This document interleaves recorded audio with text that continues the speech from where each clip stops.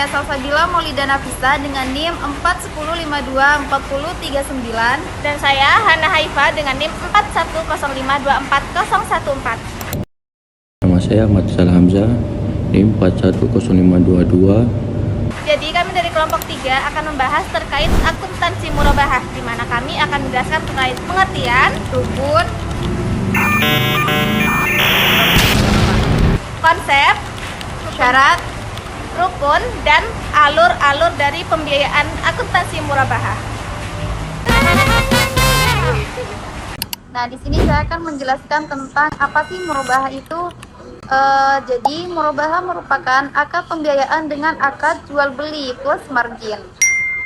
Secara etimologis, murabahah berasal dari kata ribu yang berarti tambahan atau keuntungan. Para ulama klasik mendefinisikan murabahah sebagai proses jual beli di mana penjual memberitahukan kepada si pembeli mengenai modal asli barang serta keuntungan yang diambil secara transparan. Meski dalam Al-Quran tidak dijelaskan secara khusus murabahah, namun hukum murabahah disandarkan pada hukum jual beli dalam Al-Quran surah Al-Baqarah ayat 275. Akad ini bisa diimplementasikan karena merupakan salah satu akad jual beli yang tidak mengandung riba. Selain itu juga, hadis riwayat Al-Bazzar dan Hakim bahwa Rasulullah bersabda, usaha dengan tangan sendiri dan setiap jual beli yang mabrur merupakan bentuk pekerjaan yang paling baik. Konsep akad murabahah merupakan dasar utama dalam pembiayaan jual beli.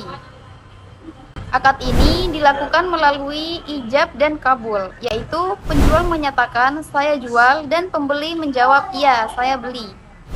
Dalam pelaksanaannya, akad murabahah harus disampaikan secara jelas dan transparan agar kedua belah pihak memahami harga perolehan barang serta margin keuntungan yang telah disepakati bersama-sama. Oke, selanjutnya saya akan membahas terkait rukun dan syarat yang harus dipenuhi dalam pembiayaan akad murabahah.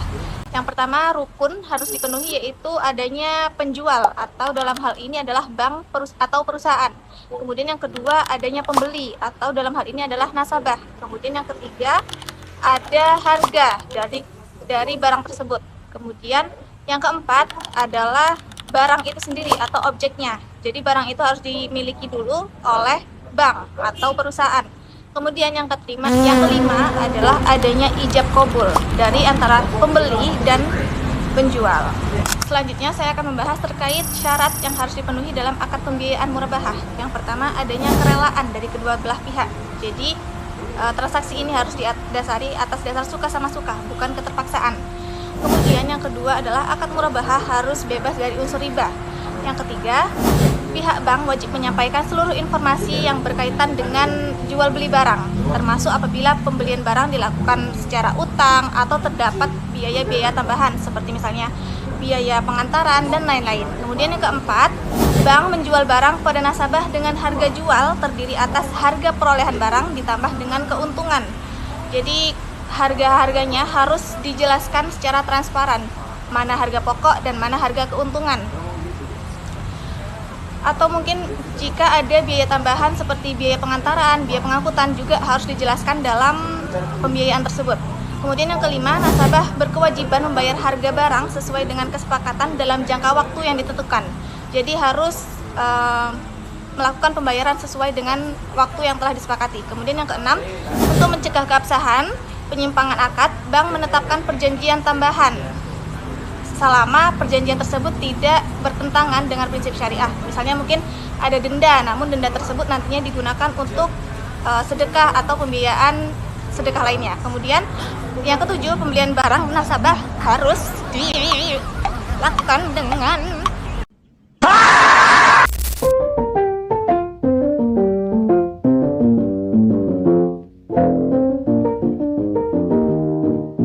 Kemudian yang kedelapan, adanya ijab kabul.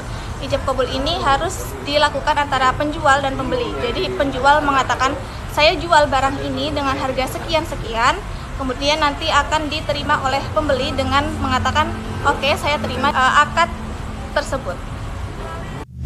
Proses pelaksanaan akad murabahah diawali dengan adanya permohonan dari nasabah kepada bank syariah untuk memperoleh suatu barang tertentu setelah permohonan disetujui bank membeli barang yang dibutuhkan nasabah dari pemasok sehingga barang tersebut terlebih dahulu menjadi milik bank.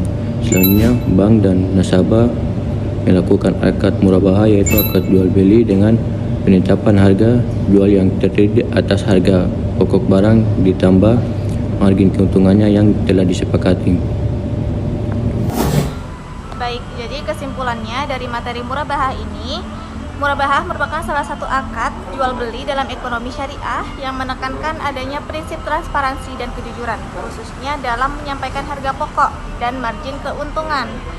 Akad ini memiliki landasan hukum yang jelas serta harus memenuhi rukun dan syarat yang sesuai dengan prinsip syariah.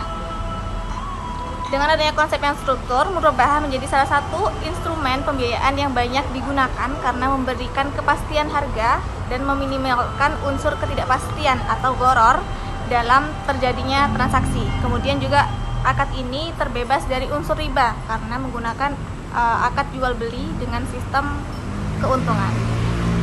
Sekian penyampaian dari kelompok kami, kurang dan lebihnya mohon dimaafkan. Wassalamualaikum warahmatullahi wabarakatuh.